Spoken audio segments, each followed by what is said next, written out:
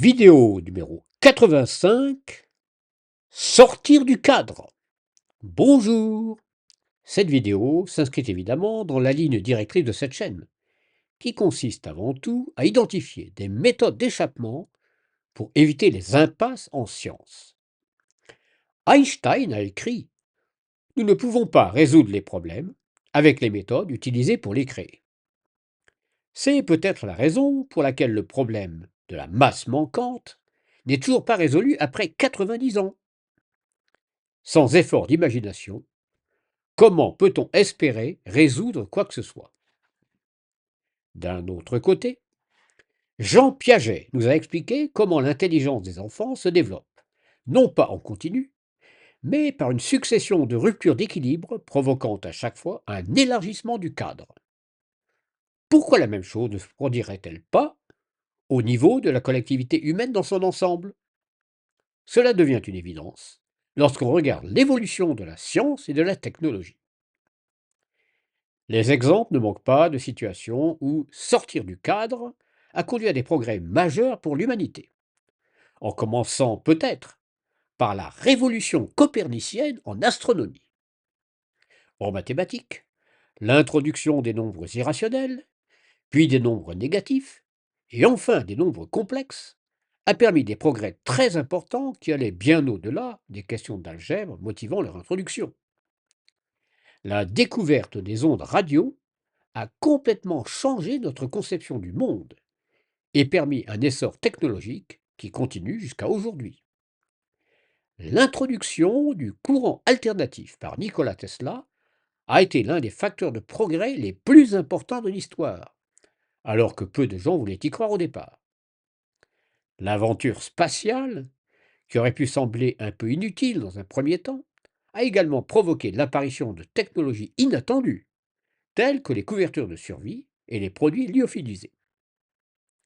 En mathématiques, il est bien connu que les innovations mettent souvent beaucoup de temps à porter leurs fruits. Seul un petit nombre d'entre elles ont constitué une véritable sortie du cadre. Les extensions de la notion de nombre, l'invention du calcul infinitésimal, la création du calcul des probabilités en font partie. Ce sont souvent des problèmes très concrets qui sont à l'origine de l'effort de pensée conduisant à une révolution conceptuelle. En fait, toute question difficile à résoudre peut provoquer une sortie du cadre, source de technologies révolutionnaires. L'informatique et l'intelligence artificielle sont-elles des sorties du cadre? Personnellement, je ne le pense pas, car elles ne sont que l'adaptation à la technologie électrique des automates mécaniques d'autrefois. Leur découverte était fatale, la véritable innovation a été l'électricité. En astronomie, les fusées et les sondes ont constitué une vraie sortie du cadre, car, contrairement à l'aviation, nous n'avions aucun exemple naturel à imiter pour les réaliser. On voit sur cet exemple que la vraie innovation a été le projet et que la technologie s'est automatiquement adaptée pour le réaliser. On voit la même chose avec les sondes et les télescopes spatiaux.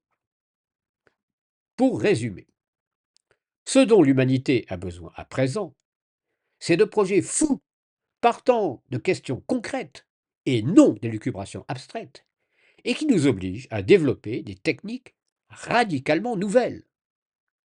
L'intelligence artificielle ou le transhumanisme ne sont pas des projets assez originaux pour motiver une vraie sortie du cadre. Il va falloir que quelqu'un se dévoue pour trouver une ou plusieurs idées vraiment folles, qui bousculent complètement notre conception du possible.